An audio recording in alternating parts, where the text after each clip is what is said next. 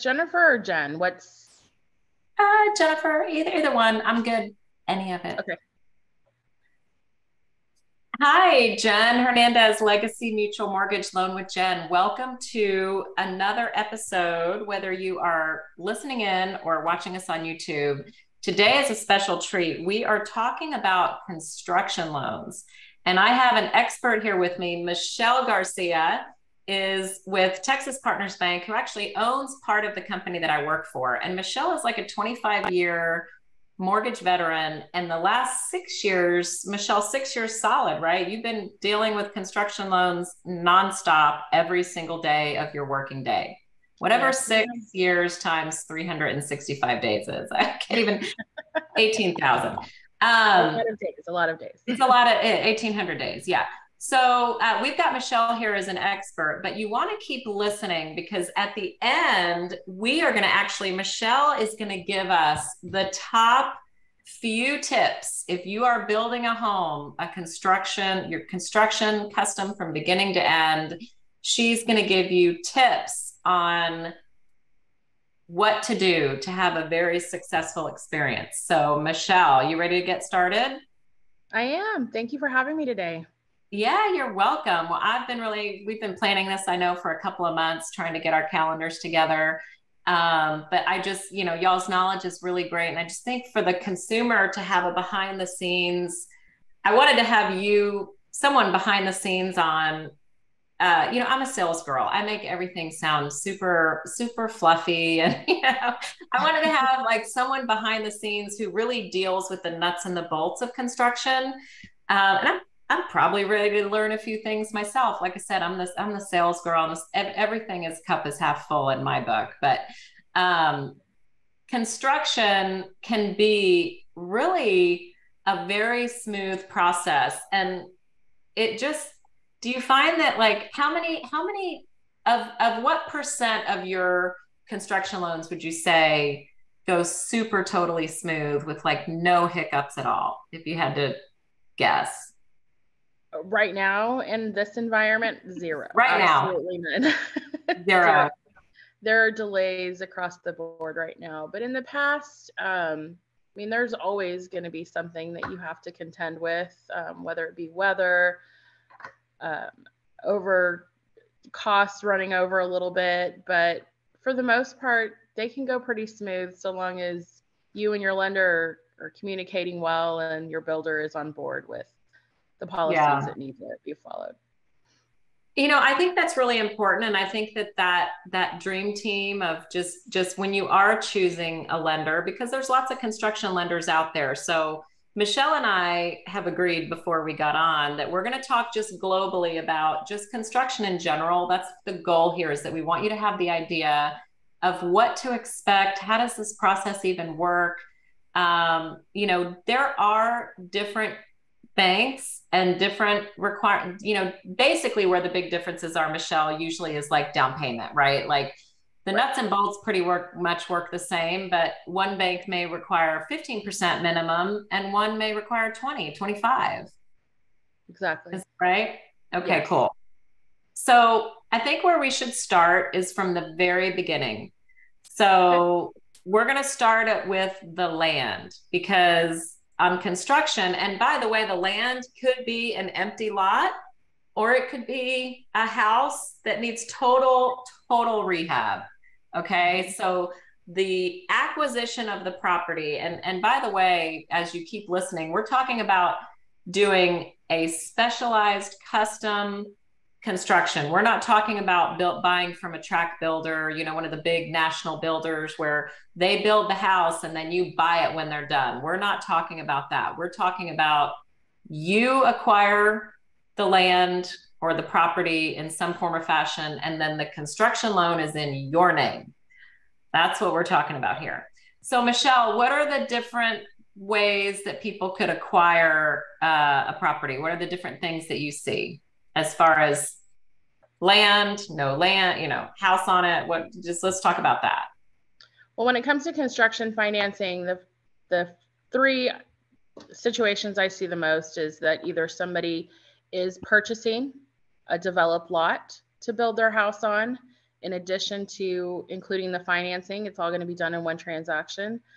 A lot of what happens too is that if somebody already owns their lot free and clear, they have their equity in their land, and they're going to now build their house. So the construction loan is for the construction only of the new residence. And I've also seen where somebody has been living in a house that's on a lot and they want to tear it down completely, similar to what you were just referring to. They want to tear it down completely and build a whole new house on it. So there may already be a mortgage in place for the house that they were living in, and now they're converting everything into a construction loan. So there's a lot of different scenarios that can happen when you're going in to build a house. Yeah, I think that sums it up. Yeah, there's really only three ways. You either purchase the empty lot, right, and you can pay either cash or finance a part of it. When they do, let's say that they're buying a lot. Let's just start right there. Let's say I've identified land and I need to finance it. I don't have cash to pay the whole thing. Is it normally, do most institutions, most banks require 25, 30% down, or would they do 20? If you're looking, yes, strictly at a lot loan or financing for the lot first ahead of the construction loan, anywhere between 20 to 30% down is what most lenders are going to look for in doing that financing for the purchase. And actually, this is a question I really am curious about. So I know that a lot of banks, and ours included, will do the lot loan as long as we know the construction is like super near a few months behind it. Right. Why is there such a difference? Like, not a lot of banks, lot loans are hard to do. Like, if you have just raw land, like, oh, I'm going to buy raw land and I'm going to sit on it for 2 years and figure out later what I'm going to do with it. Why do banks not like that? Well, there's a little bit more risk involved when you have, it's really considered investment property. It's not a homestead. You're not living on it. You're not using it to live in. So it's essentially an investment piece of property, and there's a little higher risk involved there, especially if you don't have any immediate plans to do anything with it. And so the last thing, a lender doesn't really want to keep those on their books for a long period of time. We want to see them convert into a construction loan and then eventually a mortgage loan and keep it moving. So there's more utility on a property if it's got a structure on it, is bottom line. Definitely, yes. Yeah. So let's say that someone buys a lot and they can put 20% down. Let's say they're like, yep, I've already identified, I've got a couple builders in tow. We're just going to finalize what builder, but we need to acquire this property from Mr. Seller.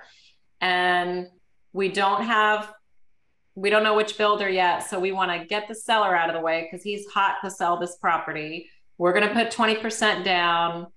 And, within 3-4 months, we should get this all wrapped up to where we can do the second closing, which is on do our construction loan. That's number one, right? Right. Okay. And number two is they could just pay cash. They could say, oh, I got $300,000 to buy that piece of land. I'm just going to pay cash. Does that later go towards their down payment? Like, that money that they put in, will they later get credit for that money? Absolutely. Their equity already placed into the purchase of the land or the lot itself will go towards the loan to value requirements that they establish for the construction financing. Okay, perfect. So that's a piece of land. And so then the other one is you have somewhere, let's say I've lived there for 10 years. I'm going to do a major remodel, whether I scrap the house or tear down walls or whatever I'm going to do. I already owe the land. So my equity is going to be the difference between my loan that I have now and then what it's valued at, right? Correct. And so most lenders will take that into consideration too and apply that towards the equity that you need to put a construction financing in place.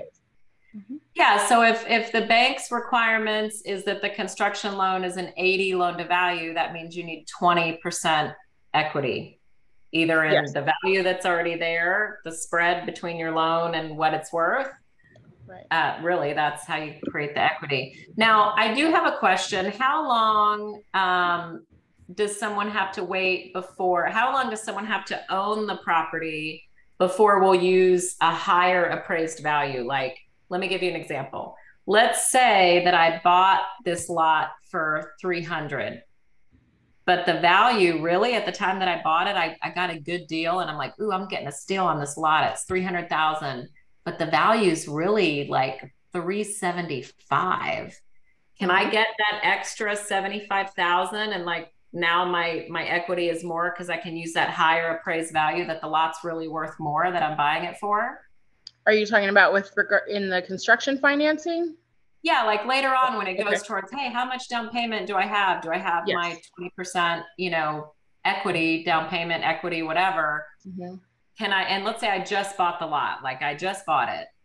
Can I use that extra 75,000 between the good deal that I got with the seller and what the appraised value is? I bought an under market property.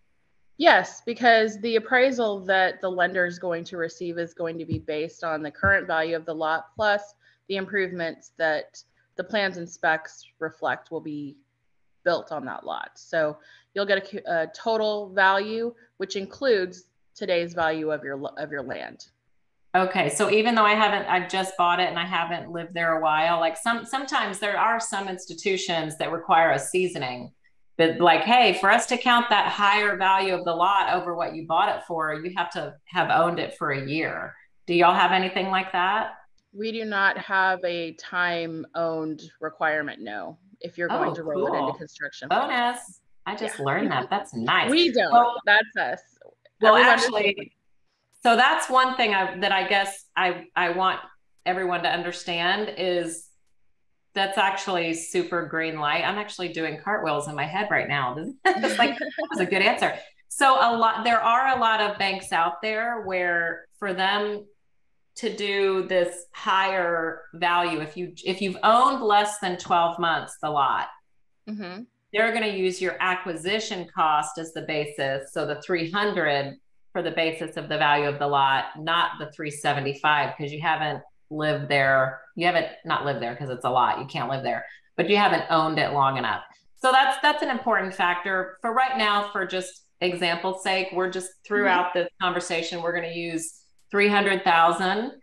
You acquired the lot for 300. I'm not going to overcomplicate it. You acquired the lot for 300 and that's what it's worth. Okay.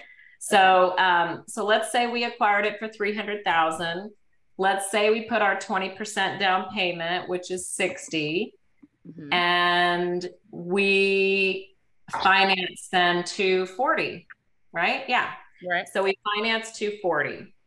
So that loan that we did, like, let's say we closed today and I don't have my plans and specs ready. I mean, by the way, when you do what's called a one-time close, you have to have everything ready. Tell us about that, Michelle. Tell us about the two types of closes there are in construction. This is a good time to interject that. Okay.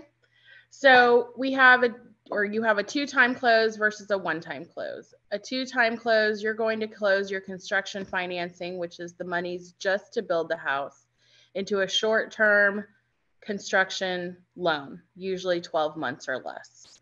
A one-time close, your construction financing period is built into your permanent mortgage for the life of the loan. For your long-term mortgage, whether it be 15 or 30 years, you're going to have a 12-month construction period where you can draw down on a line for those first 12 months. And then whatever the balance of that construction loan is will automatically convert into permanent financing at the end of those 12 months. And now you have your permanent mortgage. You don't have to go back to the bank or a title company and reclose another loan. There's there's advantages and disadvantages to both. It really depends on the rate environment that you're in, usually.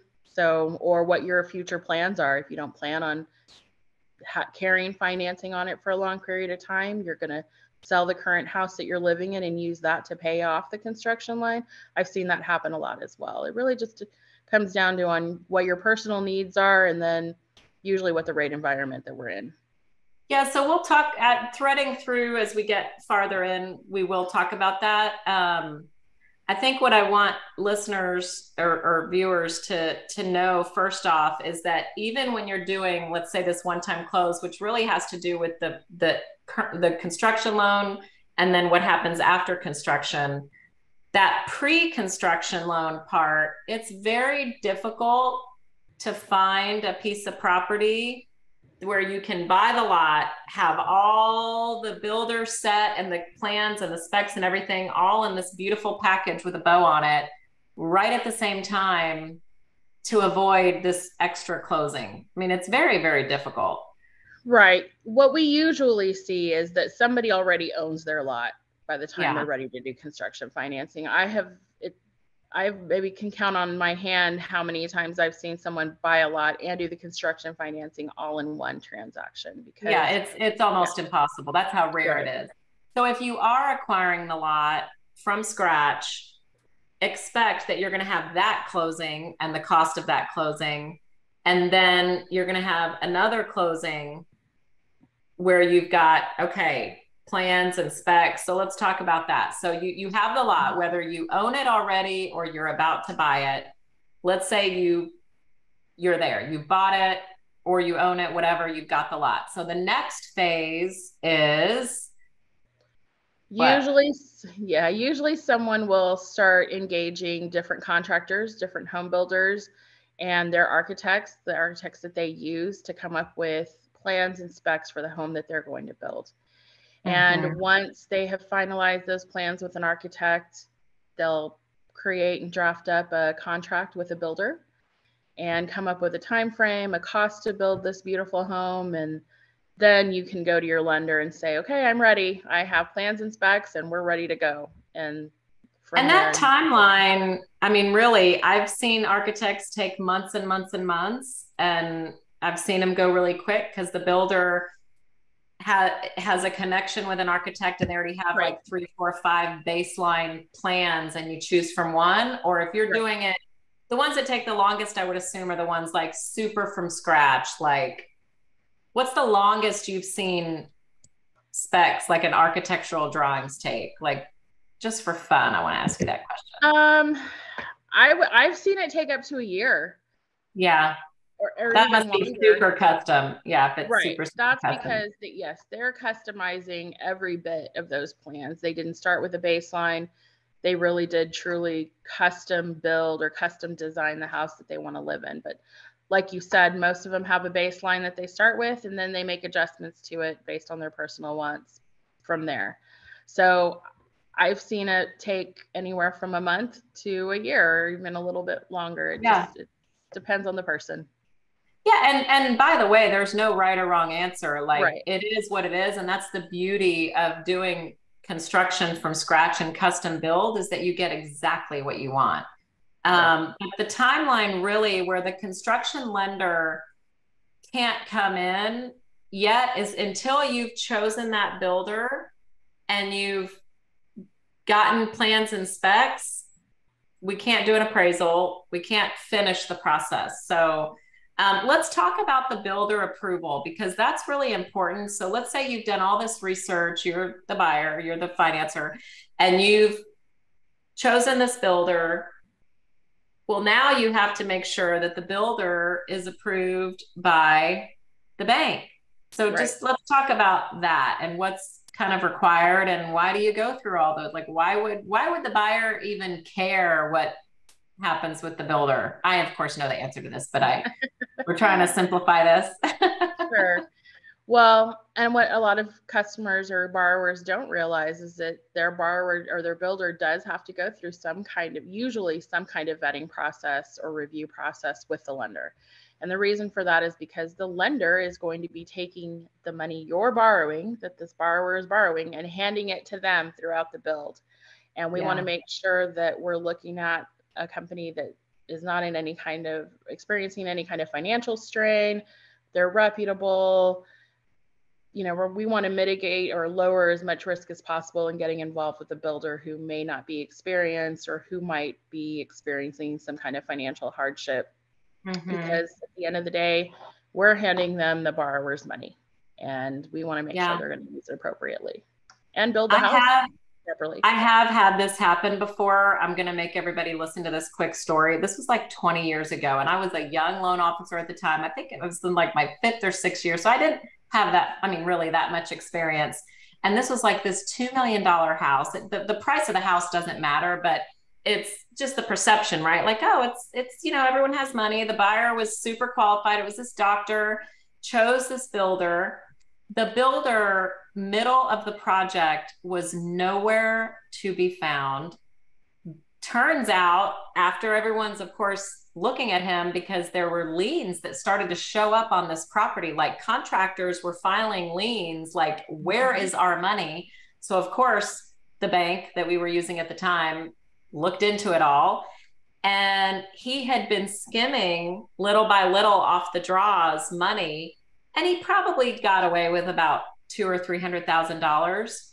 So no one could find this guy forever, until, it's a long story how they found him, but they found him in Hawaii. He had escaped because he was under a lot of stress and blah, blah, blah. It doesn't matter. He escaped and started like some dune buggy business on the beaches of Hawaii. Literally, I could not make this up. Like, this is what happened. Mm-hmm. But I just remember the chaos that had to be unraveled. And the buyer ended up paying for all these extra, liens to be satisfied, and had to get a whole new builder in there. I mean, it was a complete mess. So that's why a lot of these checks and balances are in place, because it does happen. And so checking out the builder and making sure that they're sound, mm-hmm. It's really super, super important. And so it's done to protect you, the buyer. And so the bank is going to do as much diligence as they can. So Michelle, what's normally kind of bottom line required? What are we going to require of the builder when we do that process? We really just want to understand how the contractor or the builder is structured. We want to know who the principals are, who owns the majority of the business. They don't need to be large scale companies. We prefer that they be larger and, reputable, of course, but there's a lot of smaller builders that we've also added to our acceptance list, where, we were able to verify that the principal owner of the company was in good shape. There weren't any credit issues. There weren't any, background issues that we had to worry about. But mostly we're making sure that there's some financial soundness in their financials. There isn't any kind of high risk criminal activity in the principal owner's backgrounds. And that's really it. We check their credit. You call some. It depends. If it's a smaller builder and they're newer to the game, we'll ask if we can run their credit. And usually, if there's no issues, they don't have any problem with that. Yeah. But it really just depends on the size and scale too of the builder. And you call references, right? Don't y'all call like happy homeowners that they've dealt with before to try, and trades? Don't y'all call some of the trades of the subs that they've been using? Yes, we'll ask for a few credit references and then some supplier references to some of their vendors. Yeah, nice.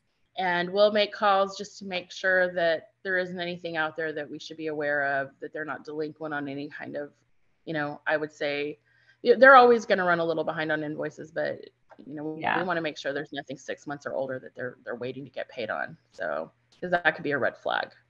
So the builder gets approved. Let's say you do that diligence, the builder gets approved, the plans and the specs. The plans are the drawings, right? Where you see those are the architect drawings, and specs is short for specifications. Mm-hmm. That's where the builder has gone in and said, okay, to build this house, those things are like 10, 12 pages long or more. Like, it's exactly line by line.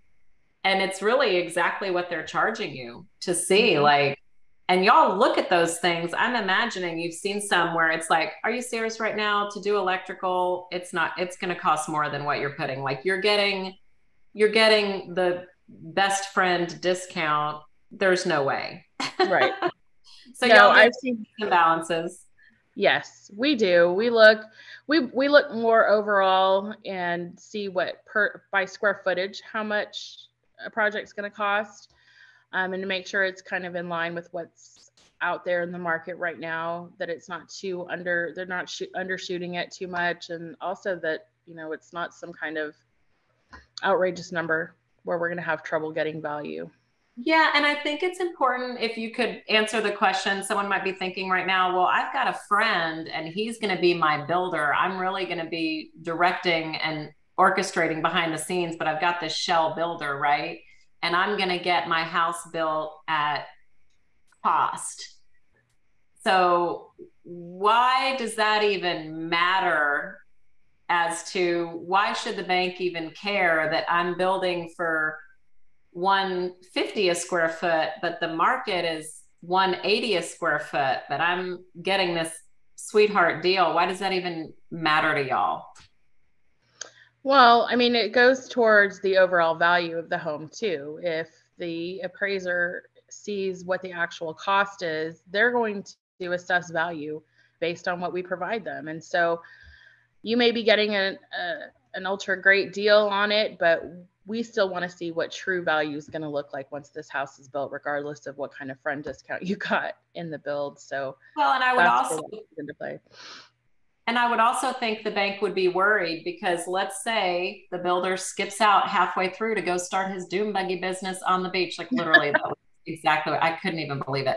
Let's say your builder skips town and now Mm-hmm. y'all are stuck with a 50% complete property that you have to go in and finish. You're not going to get the sweetheart 150 a square Right. foot. Y'all are going to have to pay the 180 a square foot. So when the average market is so far fetched from the reality, it means that the contract is under, you've been approved for a certain amount as a buyer to be able to pay the bill of what's happening during construction because you're getting billed, they get billed every 30 days on the amount that's been drawn, correct? Is that what Right. happened?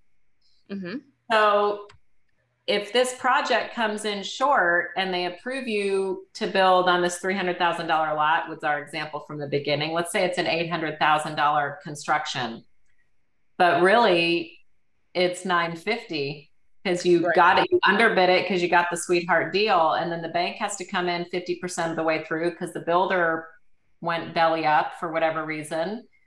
Y'all have a huge problem on your hands to suffice that gap on building it, right? So I mean, it could be really Yes, complicated. it can get messy. We also, in addition to builder acceptance, where we're reviewing the builder, we're also looking individually at each project as we approve the loan. So when we do have instances like that, we're really relying to, because something like that does happen a lot. They have a relationship with this builder or with some subs, and they know they're going to get some things at cost. Where we look to mitigate that is the underwriting of the borrower themselves. So if they have, a good amount of liquidity reserves, or, they have other mitigating factors like a low loan to value, or, their debt to income ratios are pretty low, where we feel they're not going to have an issue if they have to come in and pay out of pocket for some of these things that might be come in over budget, Mm-hmm. we'll make those exceptions. I mean, there's a lot. It goes hand in hand with some of the underwriting of the borrower too. Yeah. So basically the construction, the construction, just to kind of bring it back and get to the finish line. So the construction, you're approved, the builder's approved, the construction, let's say it's 800,000 is approved. We close on the construction loan. And then as money is drawn, you, the borrower, are getting billed for whatever the balance, let's say the builder takes, 50,000 and then he takes 75 and then and he'll make a request to y'all after he's done the work. Is that right? Like you want them to do the work and then they submit the request to say, hey, I need to be reimbursed for all these things that we just did, right? Yes, we fund draws based on completion. So when a builder comes to us and submits a draw request, we'll send out a third-party inspector to make sure the work has been completed. If it has, we release those funds, no problem. If it hasn't, then there's conversations with both the builder and the customer to see where we're lacking and how we're going to fund that draw. Yeah, awesome. And so let's say everything is going towards the end and it's finished. That's where if you did a one-time close, everything is wrapped in and you just modify that, you just stop paying interest only and you start amortizing to however many, if it took you a year to build, now you have 29 years left and you go on your way, and it just modifies to the remaining term Right. on principal. And then if not, and you did that 2-time close, you'll finish the construction, and then your permanent lender, whoever the lender is for your 30-year fixed loan, will refinance that construction loan. We'll go in and we'll pay it off. We'll pay out the 800,000. And this is the benefit where she was talking about of the 2-time close, because you can make changes. If you're a 1-time close, it's ironclad. There can be no changes at all. That's actually downside, right, of a 1-time close. But if you do a 2-time close, it's like, oh yeah, I've sold my house. I got another 400K. I'm going to put it towards the $800,000 loan. Now I only want to finance 400. So you can make modifications, and then we'll just refi the 400. You'll put that extra down payment, and everybody will be on their way. You'll get into your permanent loan. Well, so that's a wrap. Yeah. Well, actually, with our 1-time close, just a feature of our 1-time close, you actually can make that larger principal reduction before the line rolls over. Oh, nice. And still have your payments based on the lower principal balance. If you do that's cool. have some kind of liquidity event where you sell a house and you want to pay more down, you can do that. So that's a feature. Well, and that's a feature you need to check out if you are doing a 1-time close. That's a question you need to ask whoever the bank is, because not every bank is that way. Right. That's good to know. You're training me on our 1-time close program. we're internally here at Legacy. We're about to roll it out with y'all, so we haven't done that one yet. So that's awesome. I'm getting trained at the same time that we're educating everybody else.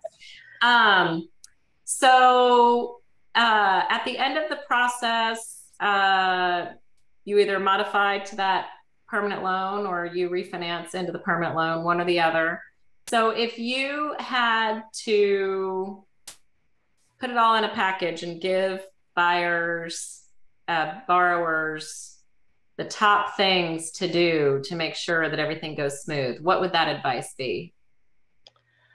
First and foremost, my biggest suggestion, and this is just from what I've seen, especially this last year, is to budget both time-wise and financially, budget for contingencies, for the unexpected.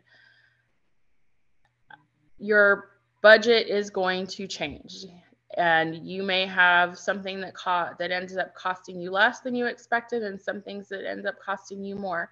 Just be prepared for those changes and how you want to deal with them. Time-wise, it's very rare that I see a build finished exactly within the 12 months lately. So just plan for things to possibly go over those 12 months. Yeah. And that can be hard for borrowers sometimes, but because they're anxious to get into their new home, but it happens, and don't feel like it's just you.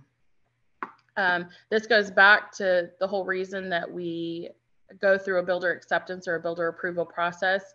Know your builder. Choose somebody who's reputable. I know it's easy sometimes to go with a builder that's going to cost you a lot less because they have lower overhead or they have lower oversight of the project itself, or they're kind of letting you manage some things. Just keep in mind that there's more risk involved that way though too, and you don't want to be paying for those things down the road. Even though you may feel like you're saving them up front, you will pay for them down the road. Mm-hmm. And then last, communication is key.